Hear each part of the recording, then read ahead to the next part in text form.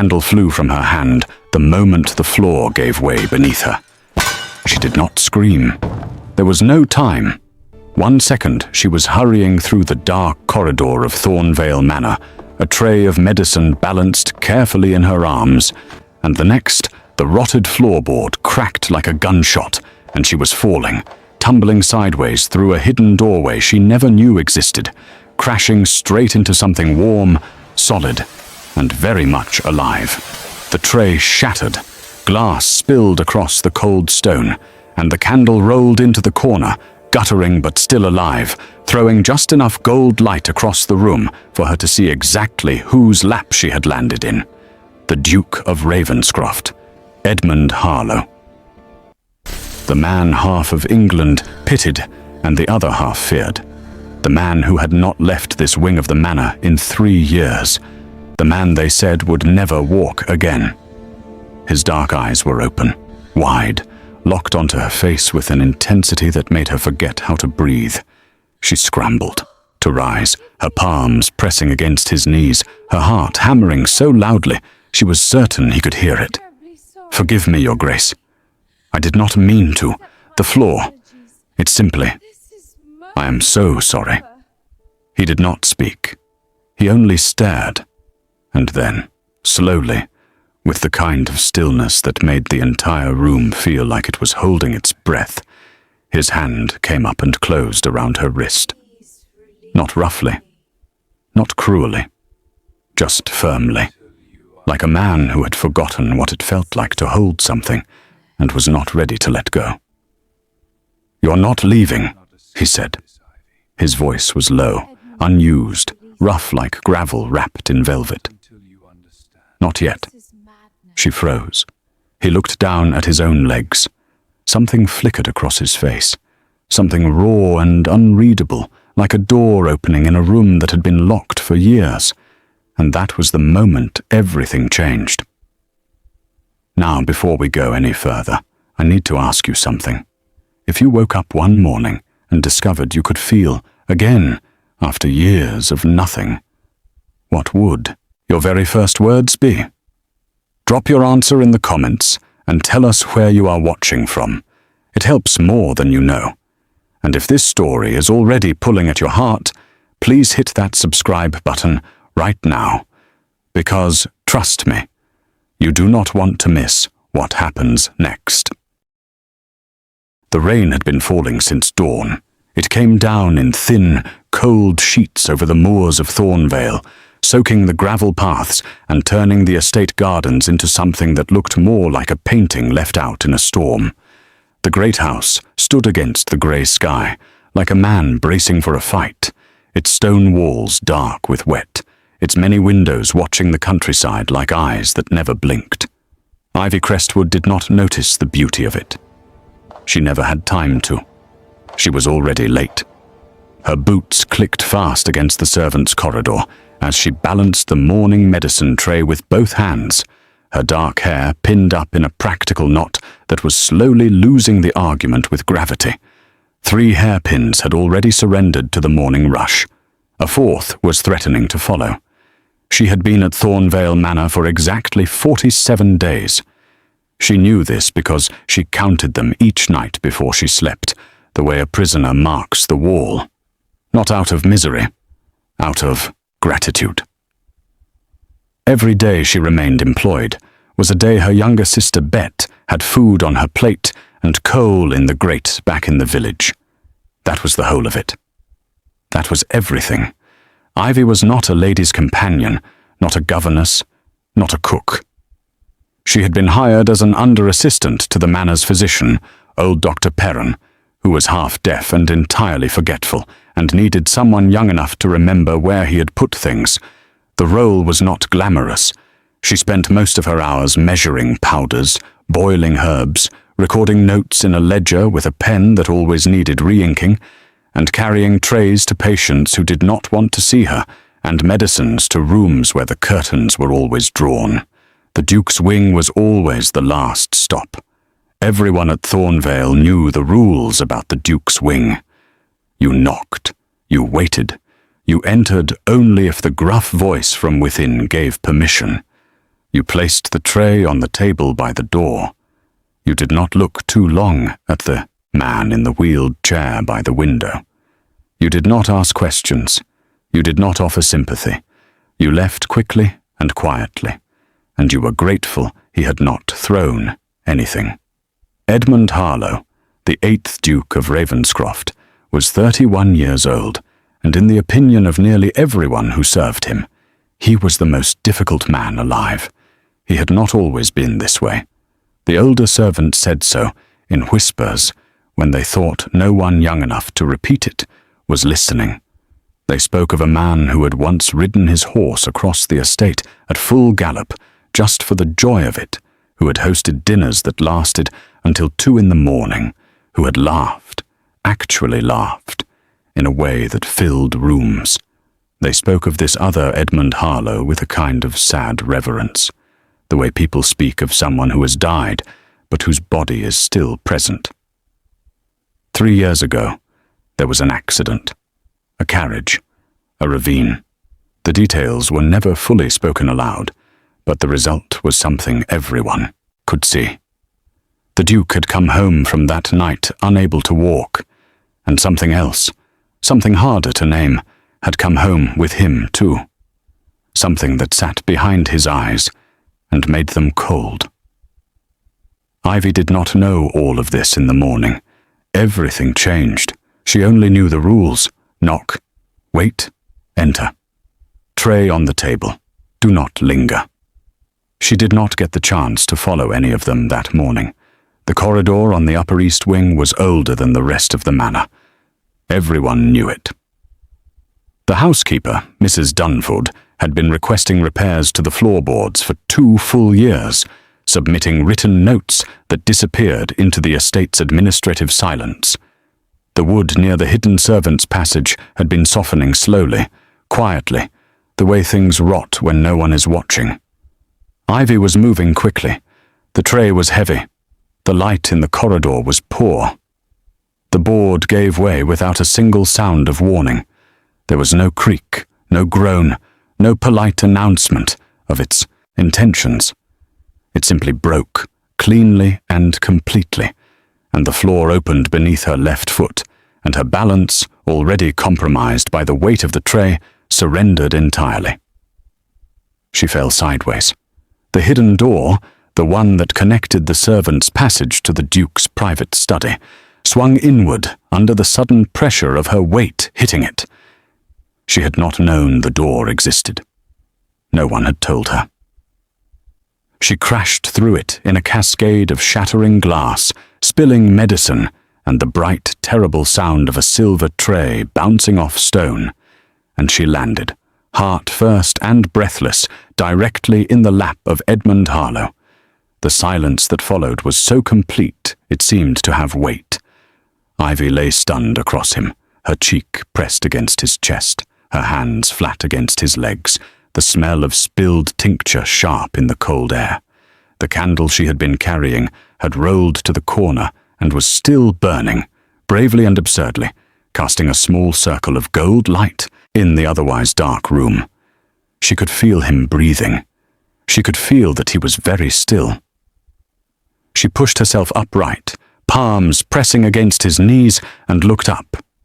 Edmund Harlow was staring at her. Not with anger. Not with surprise. With something she could not name, something that looked, for just one unguarded moment, like a man seeing daylight after a very long time underground. "I am so sorry," she said, and her voice came out smaller than she intended. "The floor, it broke. I did not know there was a door. I did not mean to. Your Grace, please forgive me."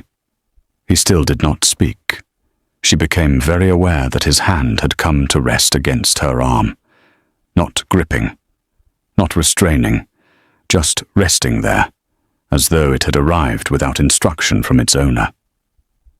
"You are not leaving," he said at last. His voice was low and rough and careful, like a man testing whether his own throat still worked. "Not yet." Ivy stopped moving. She looked at him properly then, for the first time because every previous visit had required that she not look too long. He was dark-haired and lean-faced, with shadows under his eyes that spoke of poor sleep and poorer peace. His jaw was sharp. His mouth was set in a line that suggested it had forgotten how to rest. He was, despite everything, or perhaps because of everything, strikingly handsome in the way that ruins are sometimes beautiful, structural, haunted, impossible to look away from. He looked down at his own legs, the legs she had just pressed her hands against, and something moved across his face. It was quick, and she almost missed it, but she did not miss it. It was wonder, raw and frightened and real. "Did you feel that?" he said. She did not understand the question. "Your Grace?" "When you pressed against my knees." His voice had dropped even lower. "Did you feel me press back?" The room seemed to tilt. Ivy looked down at his legs, then back at his face, and she saw it. The thing behind his eyes was not cold anymore. It was something cracking open, something that had been sealed for 3 years and was now, impossibly, beginning to breathe. She did not know what to say. She did not know what was happening. She only knew that the man everyone said felt nothing below the waist had just asked her if she felt him move. And she had. She stayed very still and said, quietly, honestly, "Yes, I did." Edmund Harlow closed his eyes, and for the first time in 3 years, something in his face went soft. Outside, the rain kept falling. Inside, the small candle in the corner burned on, steady and stubborn, refusing to go out. Ivy Crestwood did not know it yet, but she had just walked through a door that would never close behind her again.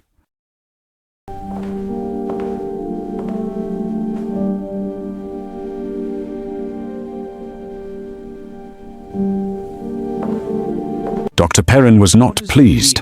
He stood in the doorway of the study, looking at the broken glass, the spilled tincture, the collapsed section of floorboard in the corridor, and Ivy standing in the middle of it all, slightly disheveled, cheeks flushed, with the particular expression of someone who has survived something and is not yet entirely sure what. "The medicine," he said, peering at the floor. "I will prepare another tray immediately," Ivy said. "The floorboard. I will report it to Mrs. Dunford. You went through the panel door. I did not know it was there." The doctor looked past her toward the Duke, who had not moved from his wheeled chair and was now watching the entire scene with an expression that gave nothing away. Dr. Perrin had served the Harlow family for 20 years. He was old enough and experienced enough to know when to stop asking questions. He looked at Ivy, then at the Duke, then back at Ivy. "Clean this up," he said, "then come and find me." He left. His footsteps faded down the corridor with the particular speed of a man removing himself from something he did not want to be responsible for. Ivy bent down and began gathering the broken glass carefully, wrapping the pieces in her apron cloth. She worked in silence. The Duke watched her work. The room felt different from every other room in the manor, denser somehow, like the air inside it was older and had been breathed too many times. "What is your name?" he asked. She looked up. He was not looking at her with the cold, fixed stare she had braced herself for.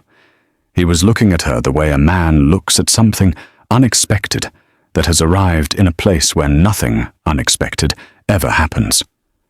"Ivy Crestwood, Your Grace. I assist Dr. Perrin." "How long have you been here?" 47 days. Something shifted in his expression. "You counted." "I count everything," she said. "It is a habit." He was quiet for a moment. Then, "Why?" She sat back on her heels and looked at him, directly, which was probably not the correct thing to do with a duke. But the question had been genuinely curious, and it deserved a genuine answer. "Because when things feel uncertain, numbers are steady. They do not change their minds." He looked at her for a long moment. That is either very practical or very sad. Most practical things are a little sad, she said. Then she caught herself. Forgive me, Your Grace. I do not usually speak so freely. Do not apologize, he said quietly. Everyone else in this house speaks to me as though I might shatter. It is exhausting. Ivy finished gathering the glass and stood. She looked at the ruined tray, at the stain spreading slowly across the stone floor, at the pale grey light coming through the study's single tall window. The room was large and almost entirely empty of comfort. There were books, yes, stacked in towers on the floor because the shelves had not been dusted in months, and the Duke apparently did not care. There was a cold fireplace. There was the wheeled chair. There was a narrow bed in the corner that looked like it had not been slept in properly in some time.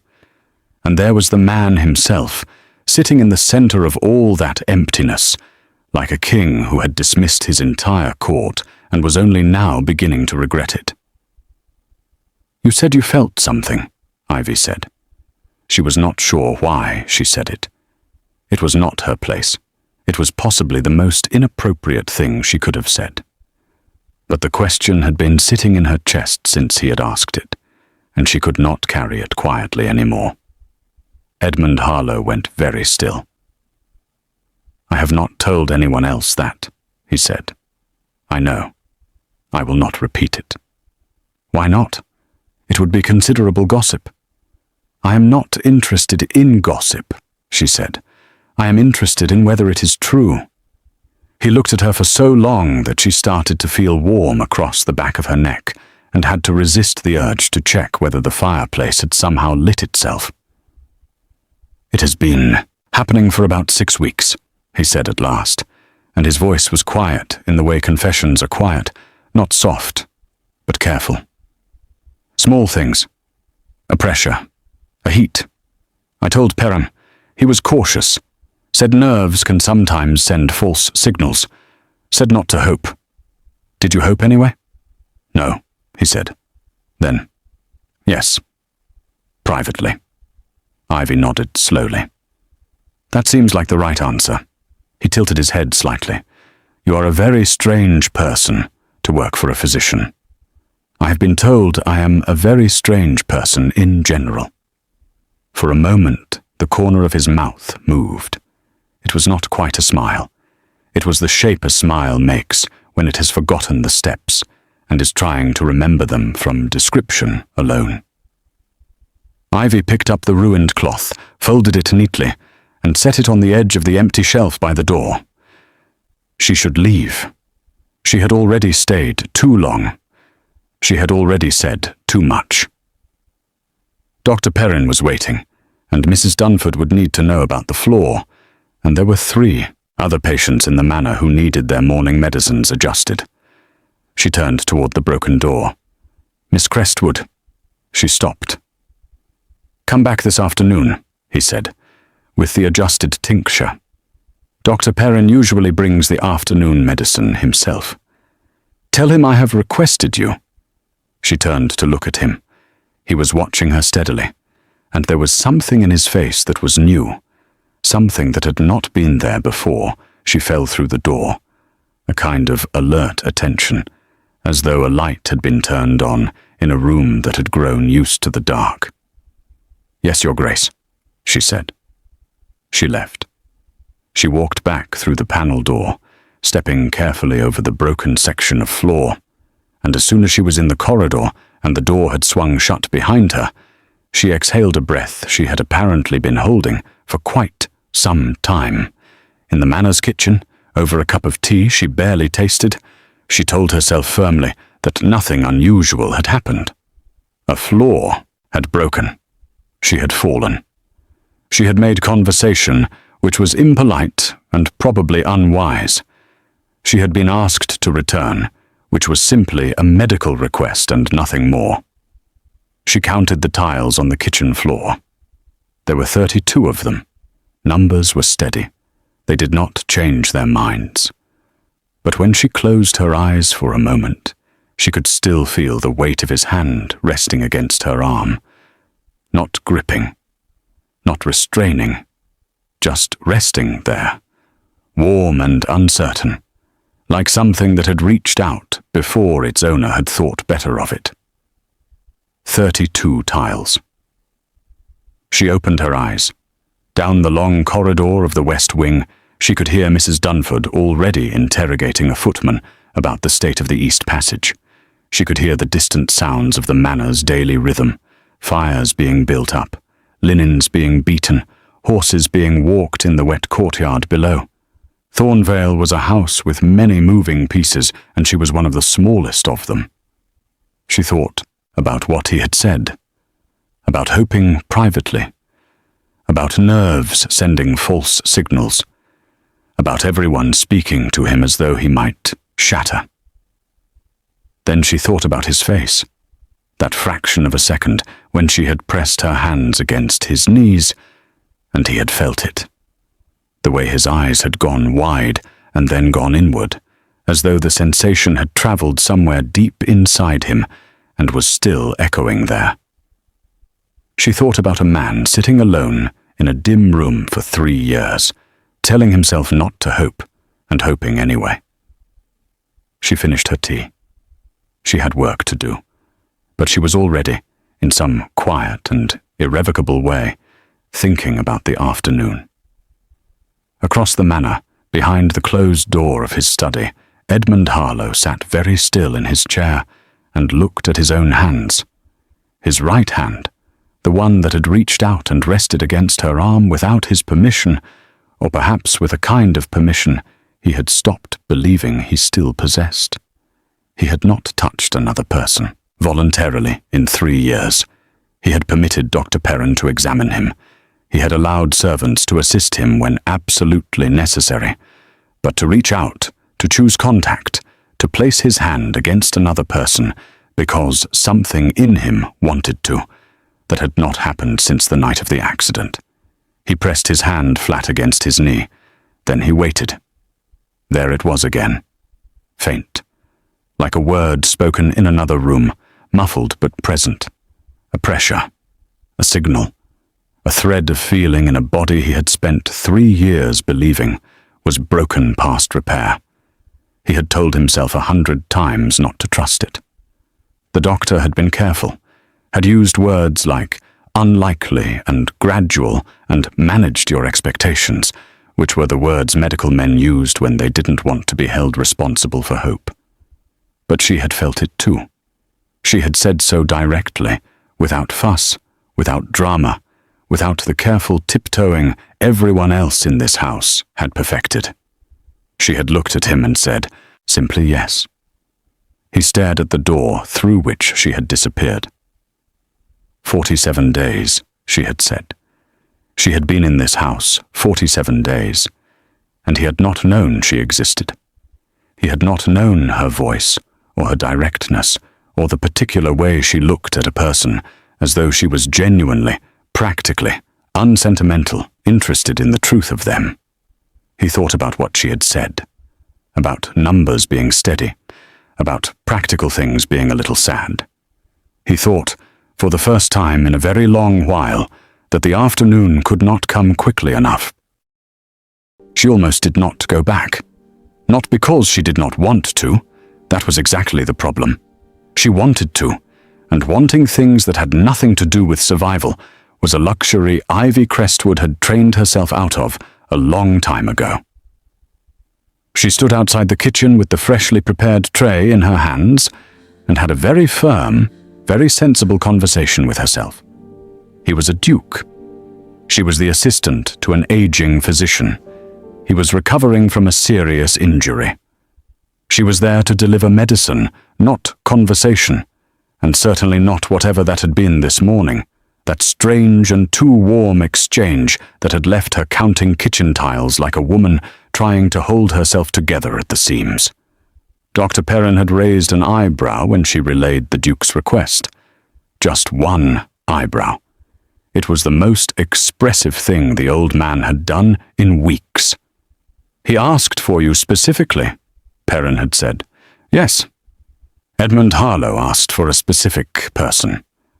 He did. The doctor had looked at her over the rim of his spectacles for a long, assessing moment. Then he had said, "Do not be late," and walked away, which told her absolutely nothing and somehow told her everything. She went. The panel door had been propped open by one of the footmen who had been dispatched to survey the damage to the floorboard. A young carpenter named Tom was already on his knees measuring the broken section, muttering to himself about the quality of the original wood, and he nodded at Ivy as she stepped through carefully. She knocked on the inner door of the study. "Come in." His voice was different in the afternoon. Not softer, exactly, but less guarded, like a gate that had been unlocked, even if it had not yet been opened. She entered. The curtains had been pulled back. This was the first thing she noticed because, on every previous visit to this wing, the curtains had been closed. Grey afternoon light was falling across the room in long, cool rectangles, and Edmund Harlow was sitting in his wheeled chair with a book open across his lap. He was not reading it. He was looking at the window. But the fact of the light, the fact of the open curtains, felt like a statement of some kind. Though she could not have said exactly what it was declaring, he turned when she entered. "You came," he said. "You requested it. People do not always do what I request." She set the tray on the proper table and turned to face him. "That surprises me. You seem like a man people would find difficult to refuse." "They find me difficult to approach," he said, "which is different. They agree to my face and then find reasons not to follow through." Something in his jaw tightened briefly. "Apparently I am easier to manage at a distance." Ivy looked at him steadily. There was bitterness in those words, but underneath the bitterness was something else, something older, something that had been sitting with him long before the accident and the wheeled chair and the closed curtains. "Were you always like that?" she asked. "Someone people found easier to manage from far away?" The question landed in the room like a stone dropped into still water. She saw him absorb it, saw something flicker behind his eyes. "You ask questions no one else asks," he said. "I can stop." "I did not say to stop." She pulled the small stool from beside the bookshelf and sat down, because standing over a seated person while having a real conversation had always seemed rude to her, and she did not intend to start being rude now. He watched her do this with an expression she was beginning to recognize, that alert, slightly startled look, as though ordinary gestures of ease kept surprising him. "My father was a man people managed from a distance," he said at last. "I grew up watching it. I swore I would be different." A pause. "Somewhere along the way, I became exactly the same, through a different route." "What route?" "Impatience," he said flatly.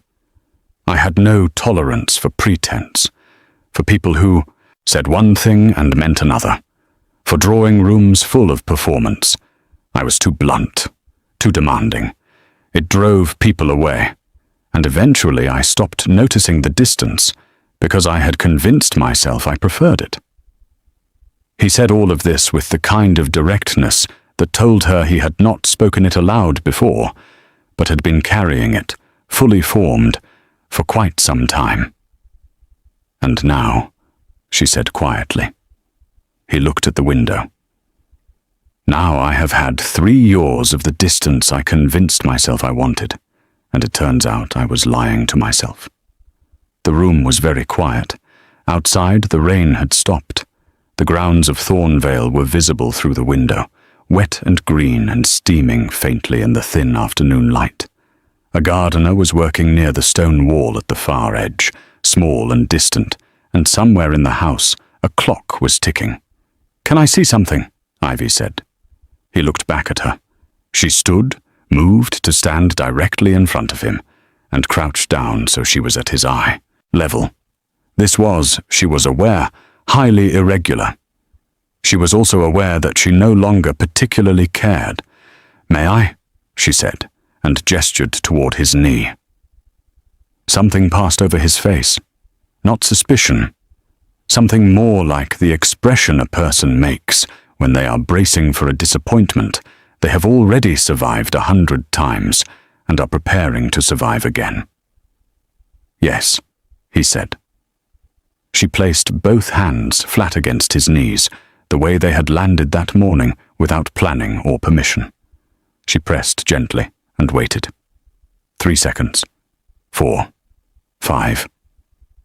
And then, unmistakably, she felt it. A slow, deliberate pressure back. Not a twitch, not a spasm.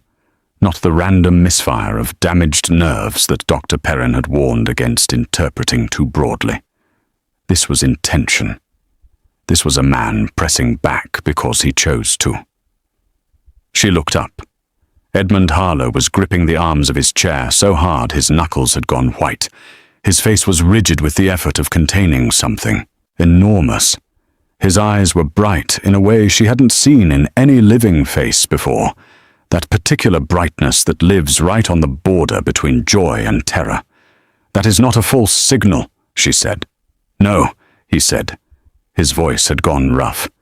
"It is not." "How much can you feel?" "More than yesterday."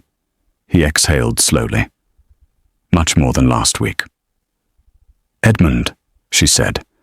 And she said it without thinking, without the title, without the distance, just his name, plain and human. She saw him flinch at the sound of it, not with offense, with something closer to shock, the shock of being addressed as a person rather than a position. "You need to tell Dr. Perrin everything. Today. Not a careful version. Everything." He looked at her for a long moment. "I will," he said.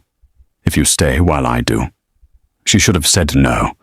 Every sensible rule of her employment, her station, her practical and carefully maintained understanding of her own life, said no. "All right," she said. She did not examine why. Dr. Perrin arrived within the hour. The examination that followed was the most thorough the old physician had performed in months, and the notes he took filled 4 pages of his ledger in increasingly agitated handwriting.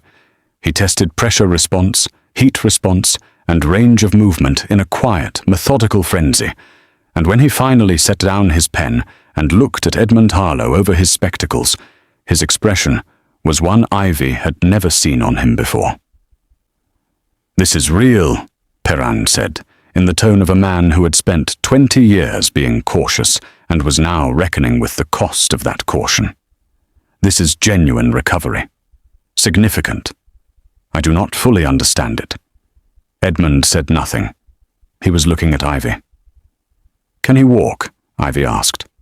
"Not yet, but the nerve response suggests it is possible, with the right exercises, the right care." Perrin paused.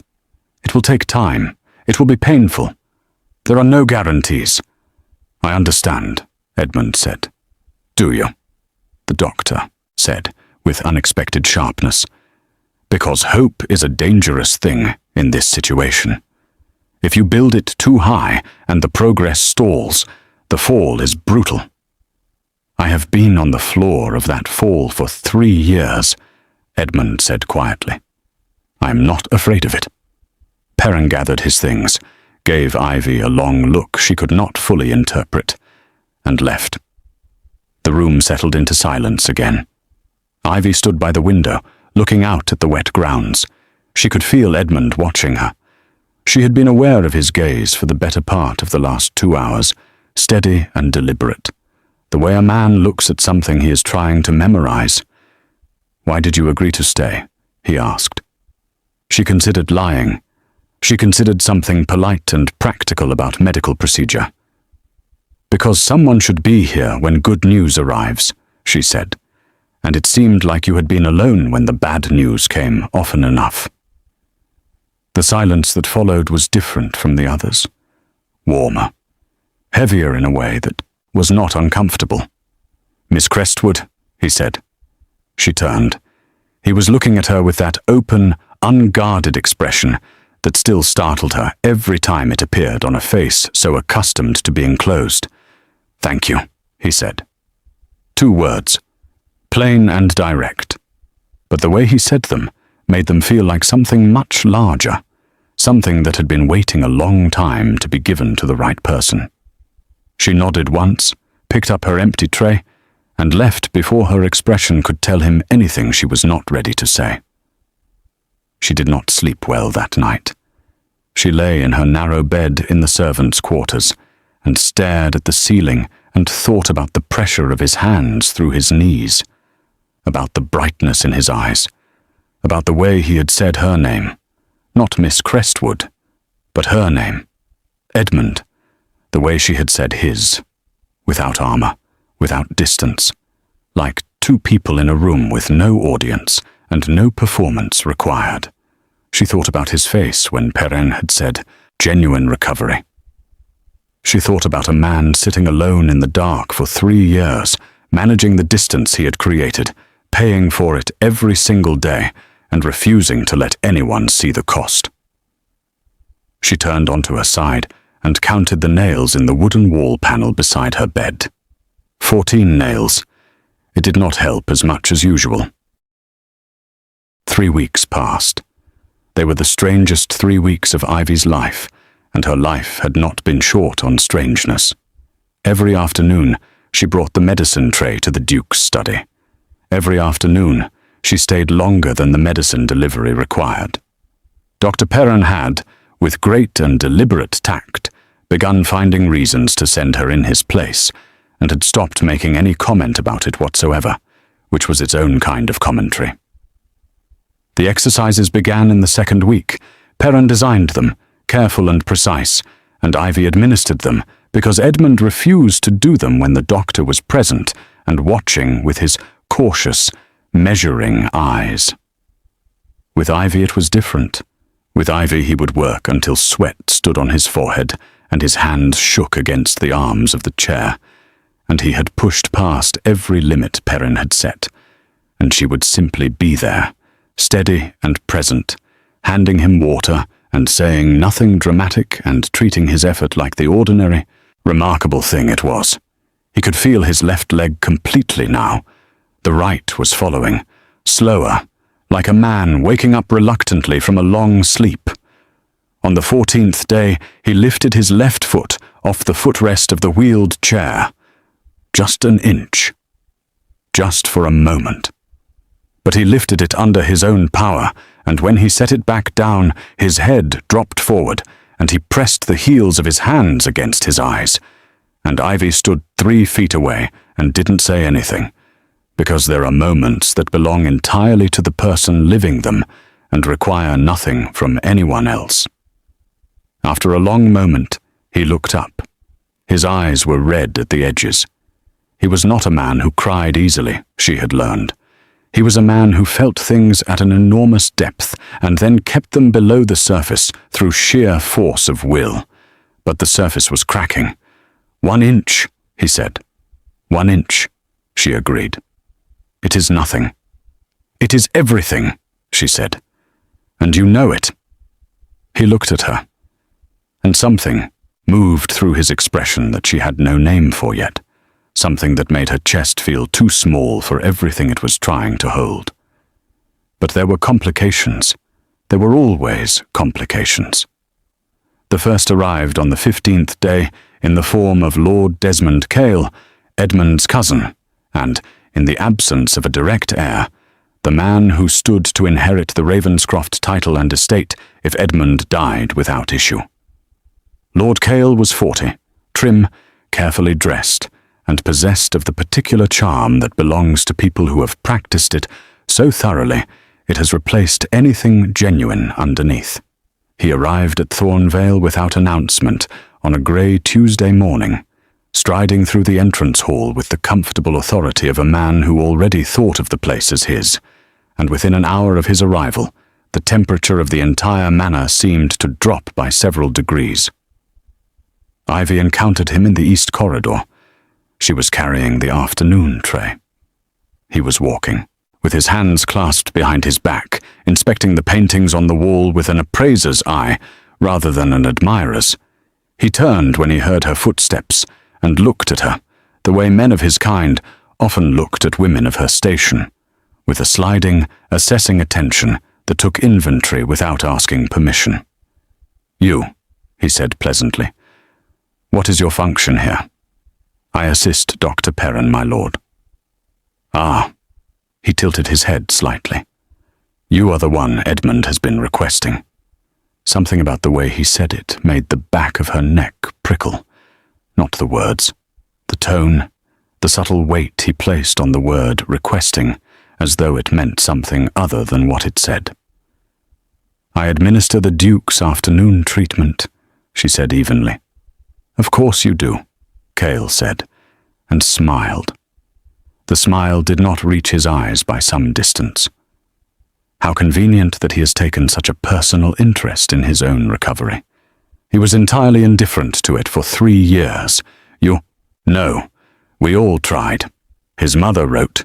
His physicians adjusted and readjusted their methods. The smile remained perfectly in place.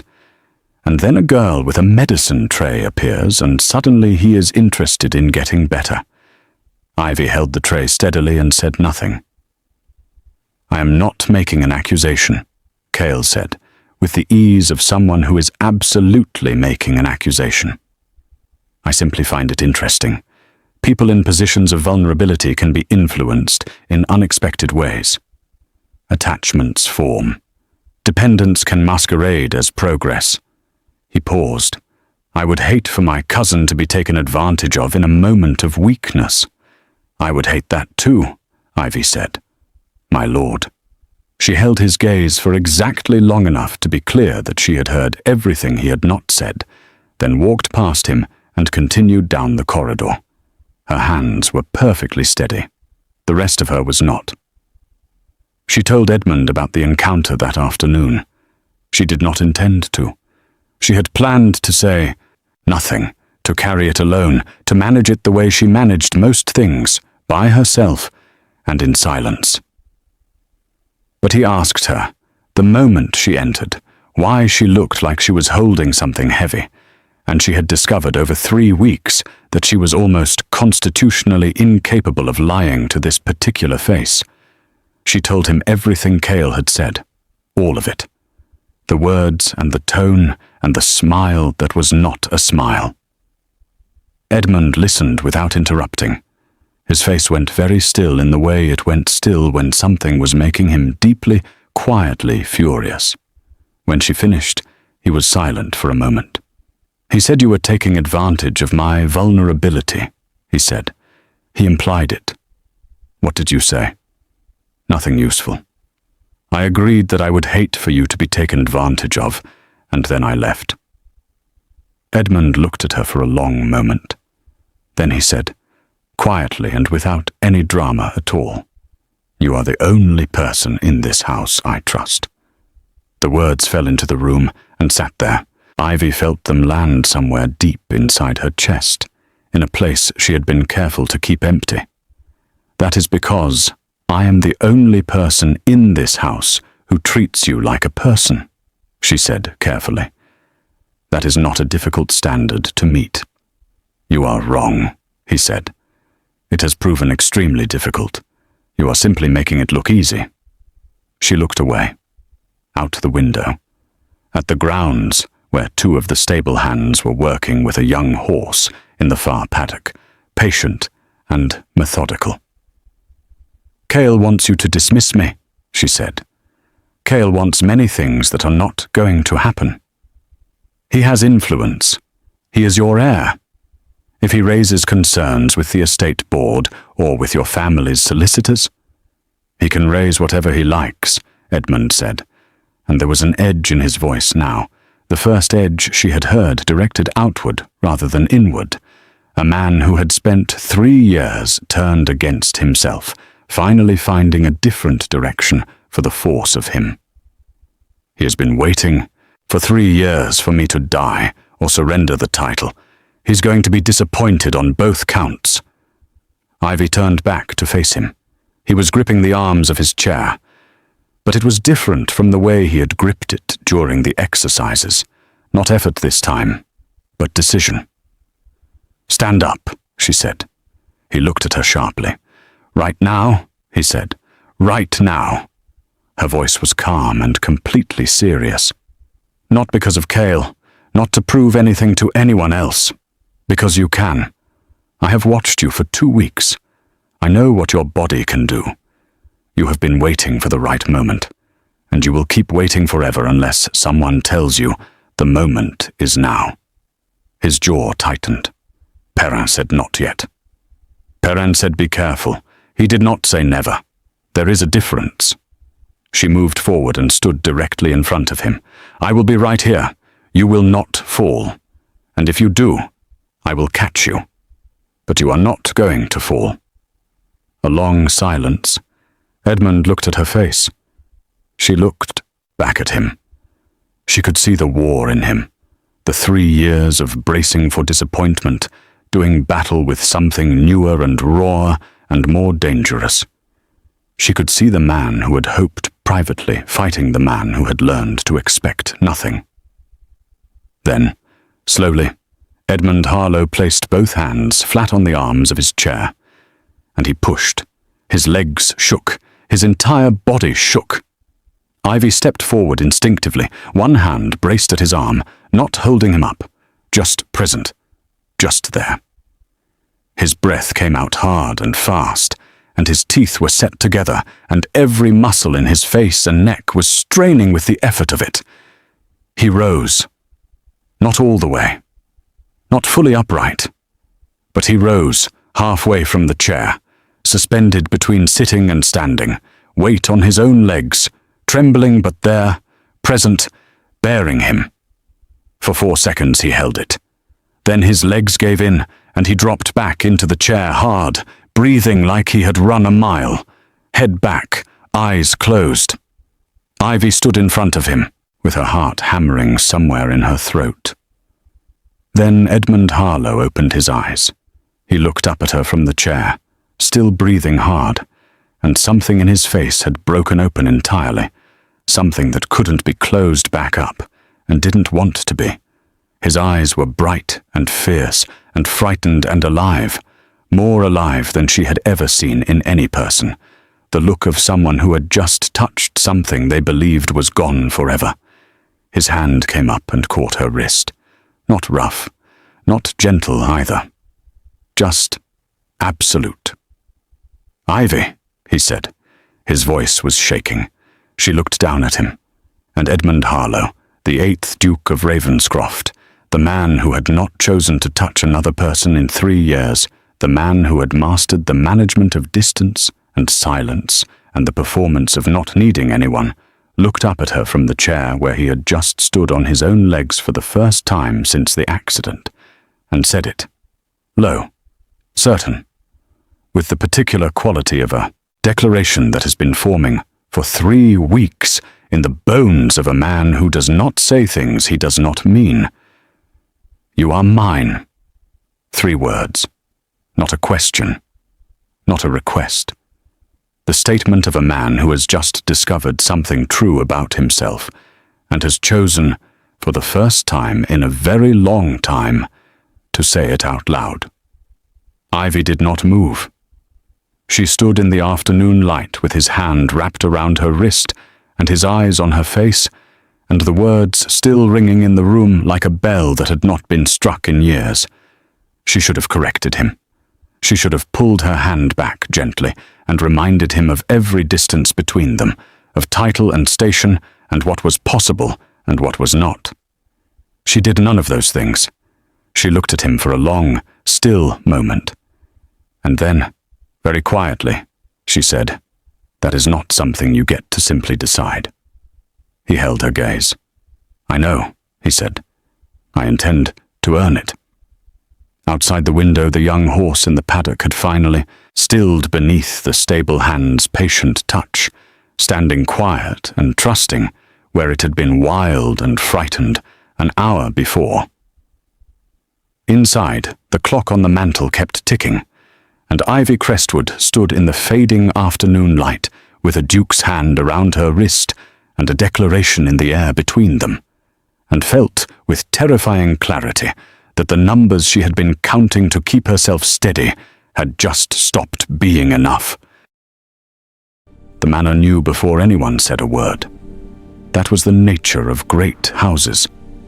They breathed, they listened through their walls. They carried whispers from room to room, the way rivers carry leaves, without effort, without intention, simply because that was what they did. By the following morning, every servant in Thornvale knew that something had shifted in the east wing. Nobody could name it precisely. Tom the carpenter, who had been finishing the repairs on the floorboard, said the Duke had been heard speaking in a normal voice for the first time in memory, not calling for something or dismissing someone, but actually speaking the way people speak when there is another person in the room whose presence they are glad of. Mrs. Dunford, who noticed everything and said only what served her purposes, had observed that the curtains in the study had been opened 3 days in a row. The kitchen maid who brought the morning coal said the fireplace had been lit before she arrived, which meant someone in that room had been awake early enough and motivated enough to light it themselves. Small things. But in a house that had been running on silence and careful management for 3 years, small things were enormous. Lord Desmond Cale noticed all of it. He had been at Thornvale for 4 days now, and he moved through the manor with the patience of a man who was very good at waiting. He took his meals in the dining room. He spoke pleasantly to the staff. He requested access to the estate accounts, citing his role as prospective heir. And when Mrs. Dunford referred the request to the Duke's solicitor, Mr. Bramwell, Cale simply smiled and said, "Of course," and went away and came back the next day with a different angle. He was, Ivy thought, like water, finding every crack, testing every joint. She watched him the way she had learned to watch difficult things, from a careful distance, with full attention. On the 5th morning of his visit, Cale did something that changed the shape of everything. He went to the village. Specifically, he went to the village where Ivy's sister Bet lived, in the small rented cottage that Ivy's wages kept. He introduced himself to the landlord of the property as a representative of the Ravenscroft estate, conducting a routine review of staff arrangements. He was pleasant. He was charming. He left behind, entirely by accident, a folded piece of paper with a number written on it. The number represented, to a penny, the remainder of the annual rent on Bet's cottage. The implication was as clear as glass and twice as sharp. Ivy found out through a letter that arrived 2 days later, written in Bet's careful, slightly cramped handwriting. Bet was 17, practical beyond her years, and deeply unfrightened by most things, but the letter was frightened, not dramatically, just around the edges. Just enough. Ivy read the letter 3 times. Then she folded it very precisely and put it in her apron pocket and went about her morning as though nothing had happened. She did not tell Edmund. She told herself she was protecting him from a distraction during a critical period of his recovery. She told herself it was a practical decision. She told herself many things, standing at the medicine table with her hands moving through their familiar tasks, and she believed approximately none of them. The truth was simpler and harder. She was frightened. Not of Cale, not exactly. She was frightened of what Edmund would do if he knew. She was frightened of the look she had seen on his face when he had said, "You are mine." That open, unguarded, fully committed look of a man who had decided something and meant every syllable of it.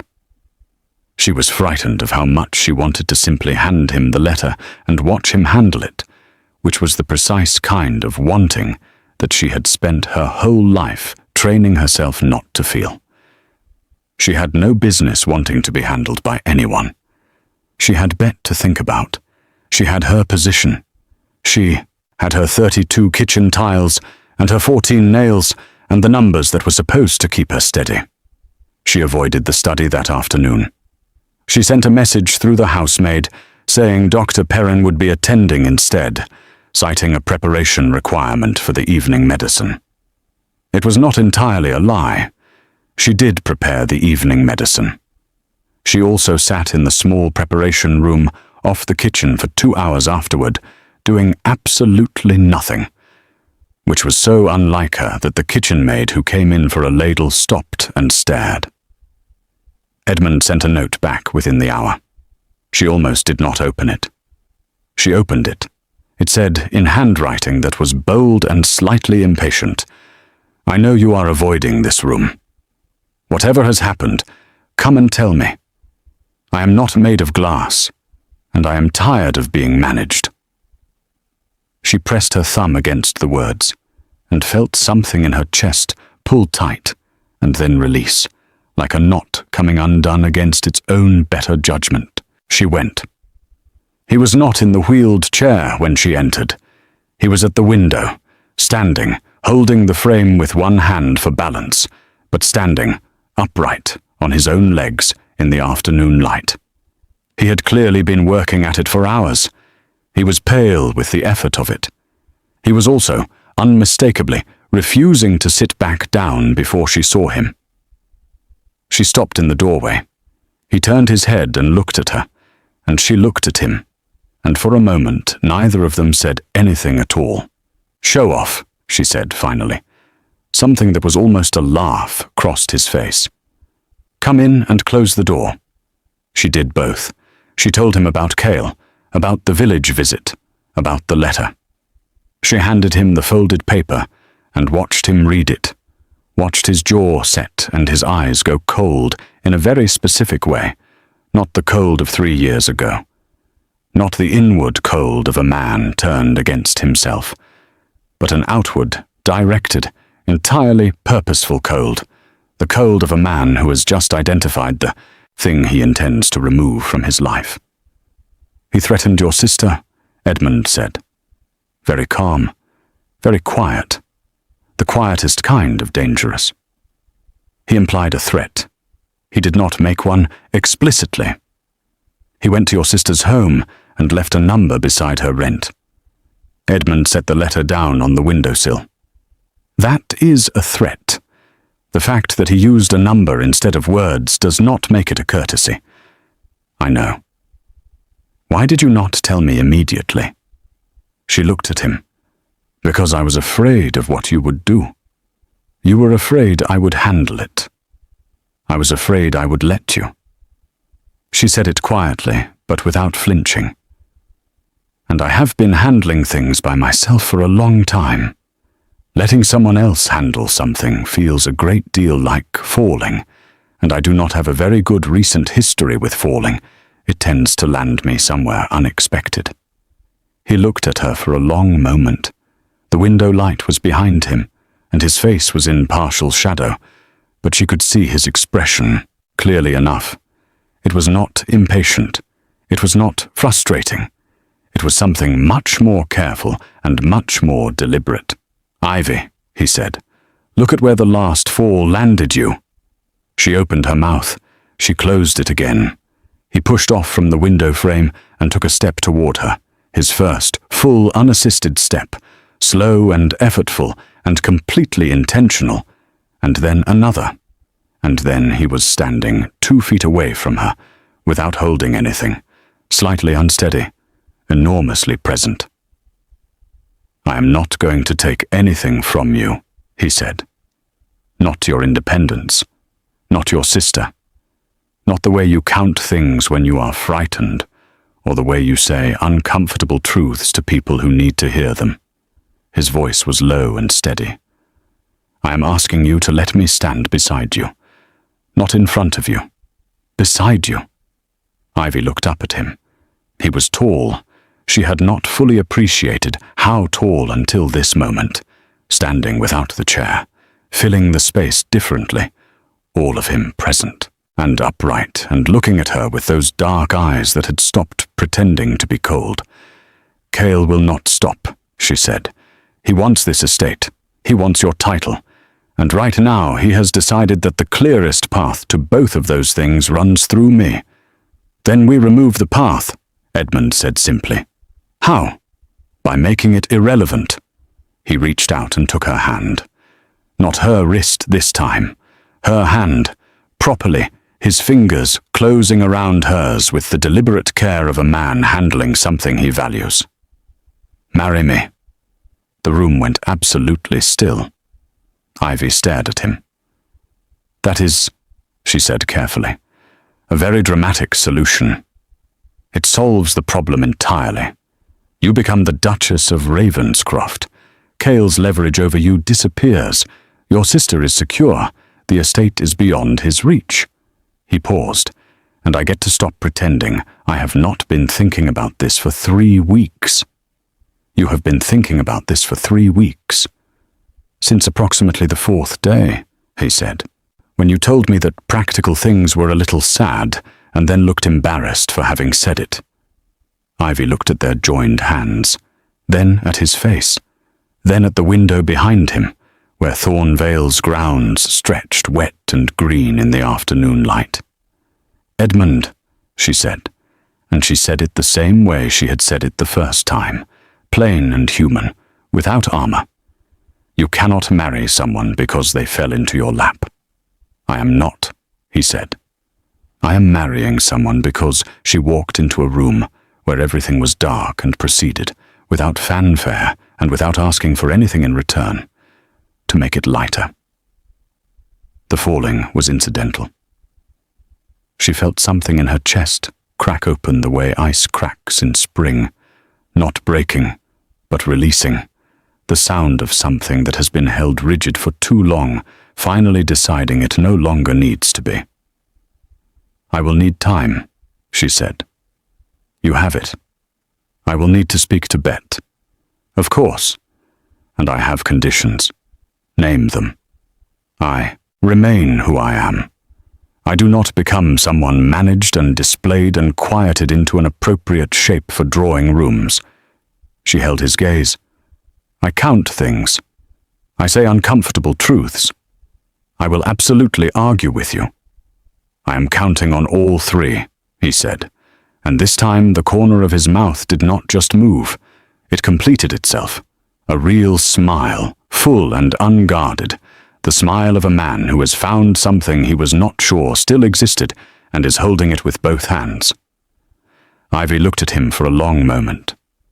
Then, very softly, she said, "Ask me again in a week." "Why a week?" "Because I want to see you walk properly first," she said. "I refuse to marry a man who cannot dance." Edmund Harlow laughed. It came out rough and slightly rusty with disuse, but it was real.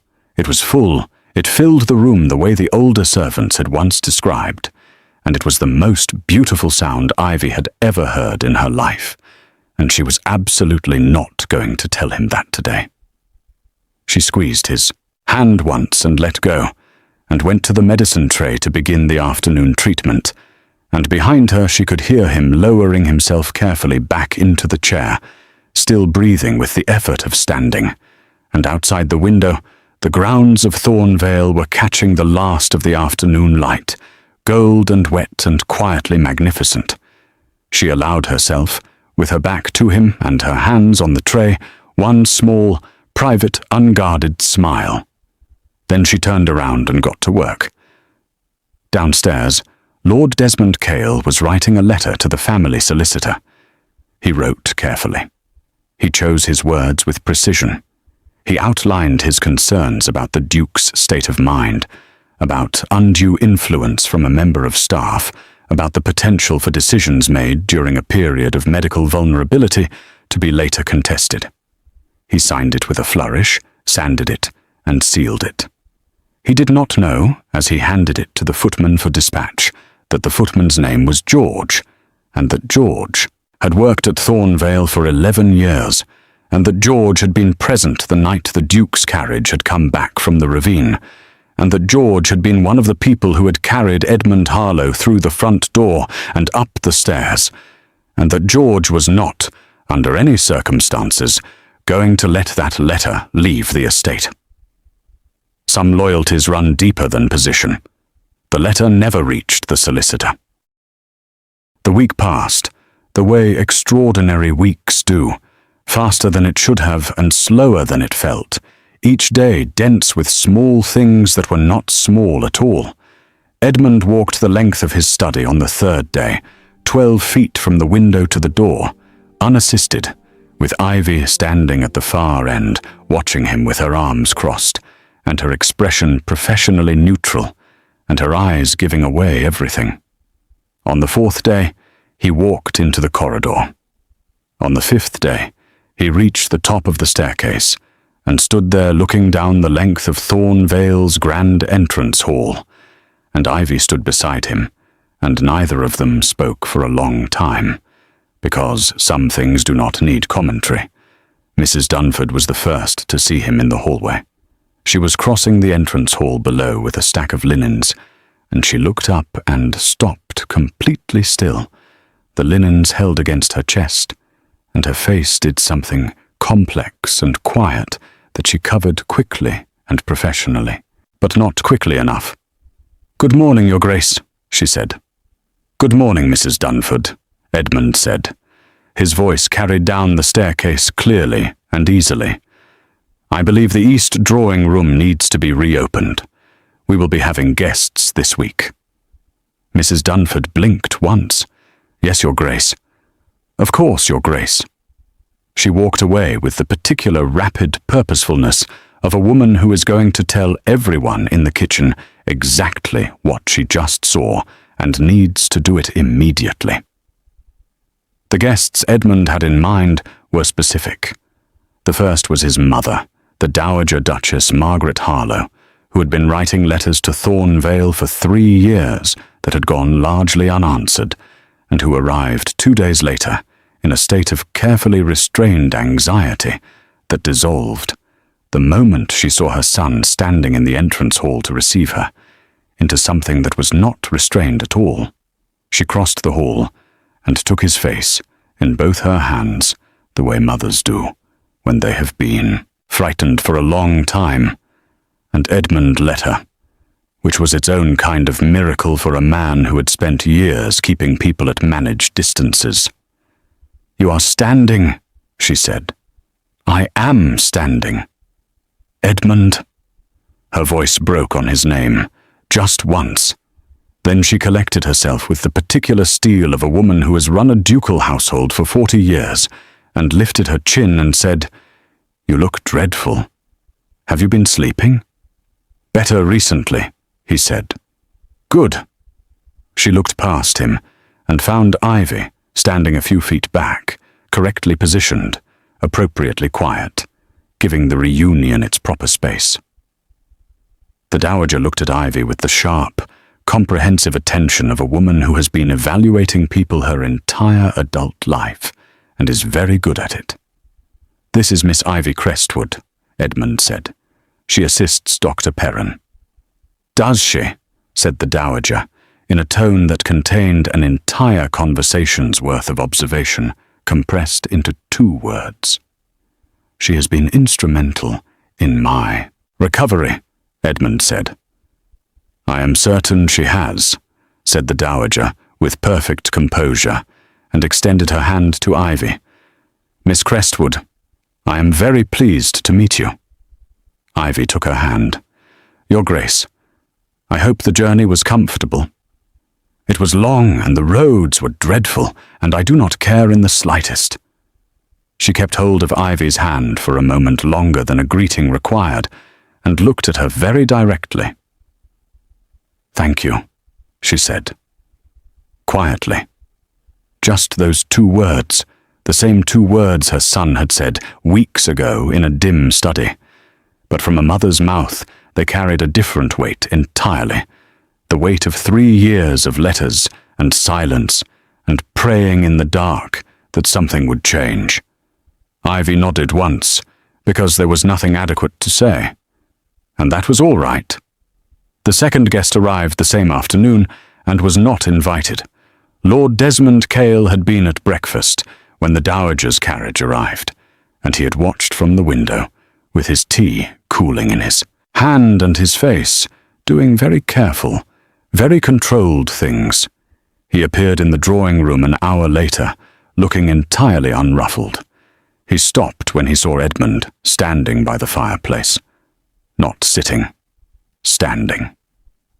With a cup of tea in his hand, and his full height, and the easy authority of a man entirely at home in his own house. The moment lasted only a second, but Ivy, seated across the room beside the dowager, saw it. She saw the calculation behind Cale's eyes, quick and ruthless, and immediately redirected. She saw him reorient, not retreating. Men like Cale never retreated directly, but pivoting, the way water finds a new route when the first one is blocked. "Edmund," Cale said warmly, moving forward, "this is remarkable. I had no idea you were so improved." "I did not announce it," Edmund said pleasantly. "You should have. This is wonderful news. The family will be delighted." "I am glad to hear it." Edmund set down his tea. "Desmond, I would like you to meet my mother, whom I believe you know, and Miss Ivy Crestwood, who will be joining the family shortly." The room held its breath. Ivy felt the dowager's hand, resting beside her on the settee, pressed very briefly and very deliberately against her own. Cale's smile remained exactly in place. This was, she thought, genuinely impressive in a purely technical sense. The man had extraordinary muscular control over his own face. "Joining the family," Cale repeated. "As my wife," Edmund said, the same tone he had used with Mrs. Dunford, clear and easy and entirely without theatre, because he had nothing to prove to anyone in this room. Cale turned to look at Ivy. She looked back at him with the same steady composure she had used in the corridor 3 weeks ago, the composure of a woman who has counted things in the dark and knows how to hold herself still when the ground moves. "I see," Cale said. "How very surprising." "Is it?" Edmund said. "I think it makes perfect sense." He moved across the room, not quickly, still measured in his steps, but fully upright and deliberate, and came to stand beside Ivy's chair. He did not sit. He stood beside her, and the meaning of it was so clear it needed no translation. Miss Crestwood has demonstrated better judgment and more genuine loyalty to this estate in 47 days than most people manage in a lifetime. Cale was quiet for a moment. The smile had thinned. "The solicitors will have questions," he said. "The solicitors work for me," Edmund said. "They will have answers." Another silence. Then Cale inclined his head. "Congratulations," he said, in the tone of someone placing a bet they know they have lost. "I wish you both very well." He left the room with his tea untouched and his back very straight, and he departed Thornvale the following morning without announcement, which was only fair, since he had arrived the same way. Edmund watched his carriage disappear down the long drive from the entrance hall window, and then turned to find Ivy standing behind him. "Is it done?" she asked. "His leverage is gone. His claim weakens considerably now that I am recovered and intend to marry." He paused. "He will find other angles. Men like Desmond always do, but not here. Not with you." Ivy looked at the empty drive, then back at Edmund. "You said joining the family shortly," she said. "I did. I told you to ask me again in a week. It has been a week. It has been 6 days.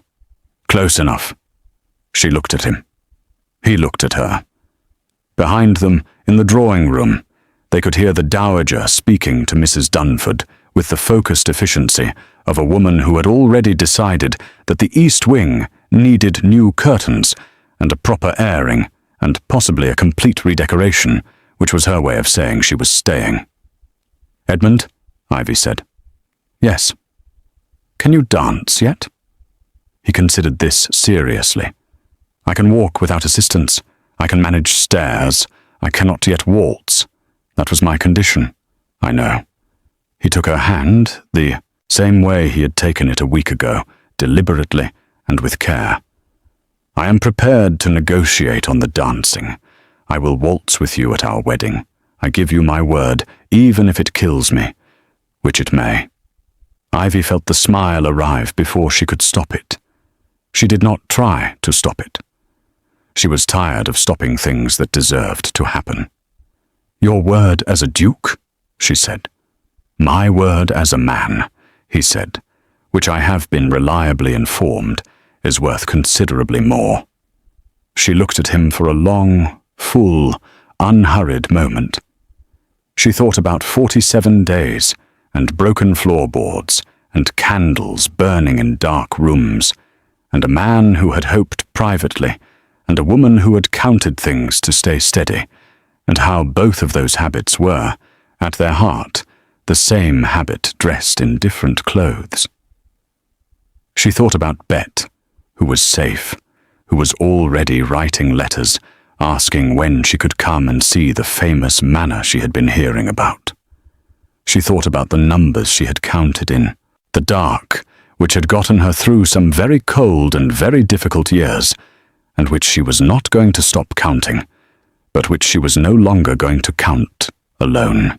She thought about a man pressing his hands against the arms of a chair and rising, shaking and determined and alive, and looking up at her with the brightest eyes she had ever seen, and saying 3 words that were not a question. "All right," she said. "All right, yes?" he said, with the particular careful hope of a man who is not taking anything for granted. "All right, yes," she said. "But you are waltzing at our wedding, if it is the last thing either of us does." Edmund Harlow looked at her and smiled.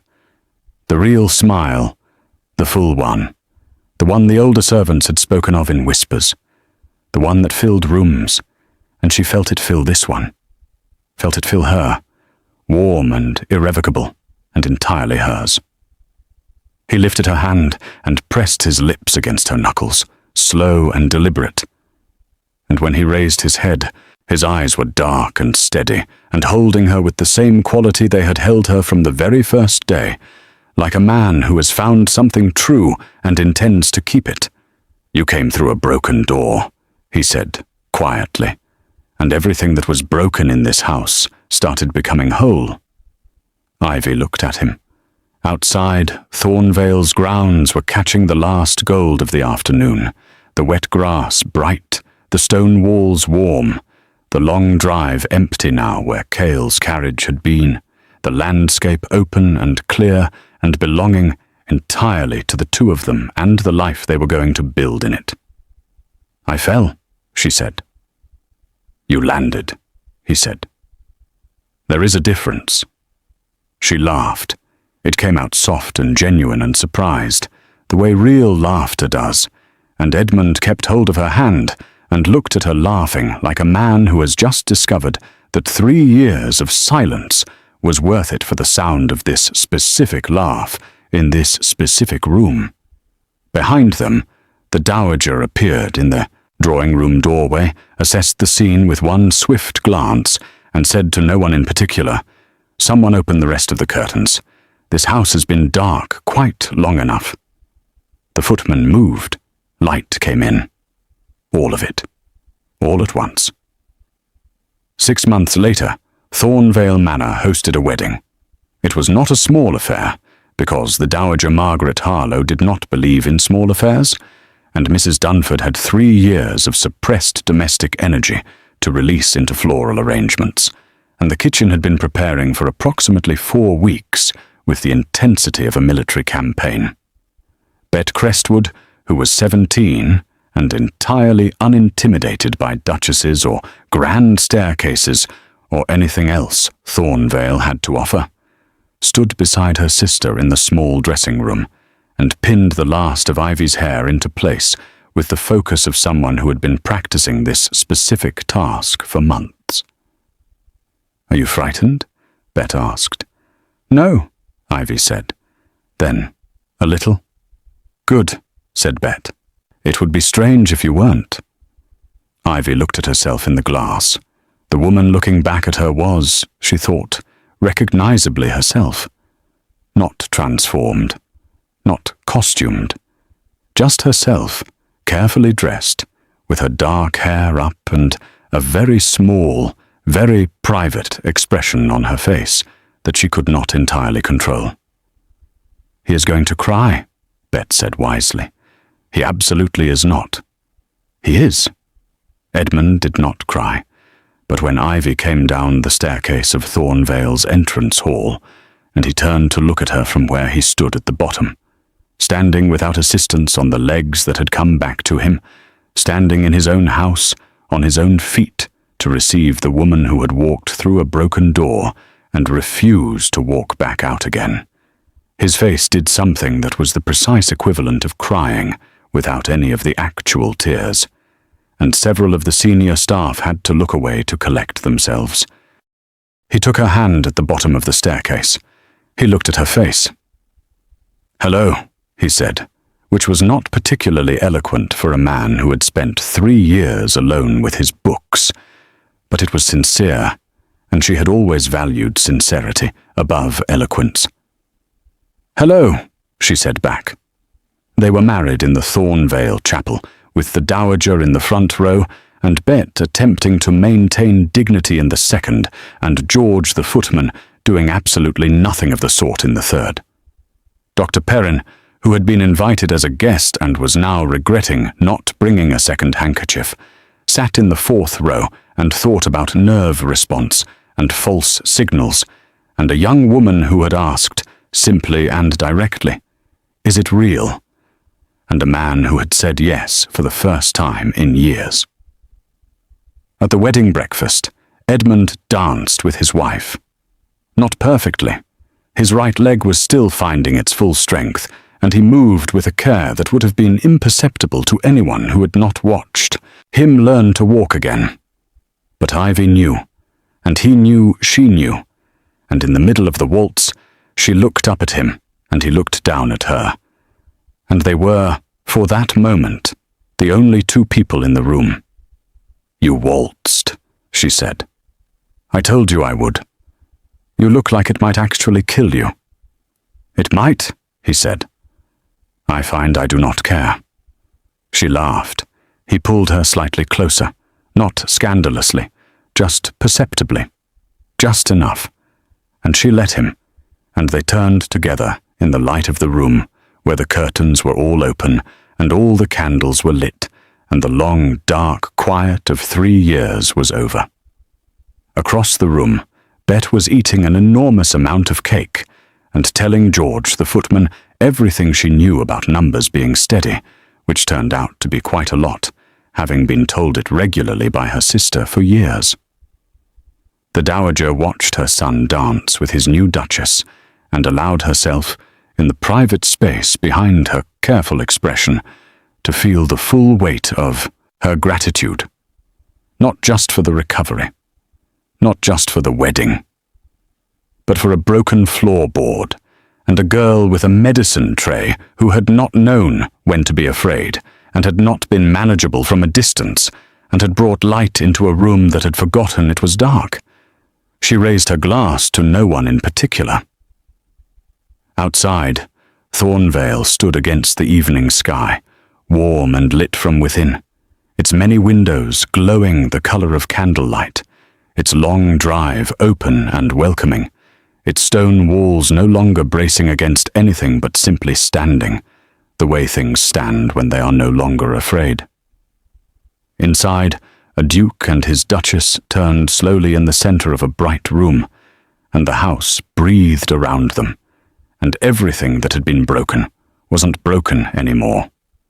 Not perfectly healed, not untouched by what had come before, but whole in the way that real things are whole, held together not by the absence of cracks, but by what had been poured into them: patience, honesty, the stubborn insistence of two people who had each learned to manage alone and had chosen, against all practical wisdom, to stop. Ivy Crestwood, who was now Ivy Harlow, who still counted things when she was nervous and always would, counted 3 things as they danced. 1. The number of broken floorboards that had changed her life. 2. The number of words in the sentence that had started everything. You are mine. 3. The number of times in the last 6 months that she had been completely and entirely certain of something without needing to count it at all. Once when he had laughed for the first time. Once when he had taken his first full step. And once, right now, in this room, in this light, in this life, with his hand in hers and the music playing and the whole of Thornvale warm and open around them. Some things did not need counting. Some things were simply and completely and permanently true.